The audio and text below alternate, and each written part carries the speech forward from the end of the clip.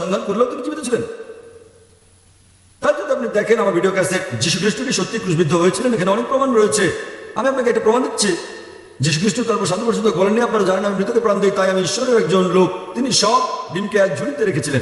জোনা জীবিত না মৃত প্রশ্নে আপনি বললেন জোনা জীবিত ছিলেন, তারপর শান্ত পরিষদ, তাহলে যীশু খ্রিস্টকে অবশ্যই জীবিত থাকতে হবে। কেন বলছেন তিনি মারা গেছেন? শুধুমাত্র যাজক বলেছেন তাই? তাহলে আপনি কি যাজককে বেশি বিশ্বাস করেন না বাইবেলে? আমি বাইবেলে বিশ্বাস করি। আপনি যীশু খ্রিস্টকে তারপর শান্ত পরিষদ বেশি বিশ্বাস করেন না যাজককে বেশি বিশ্বাস করেন?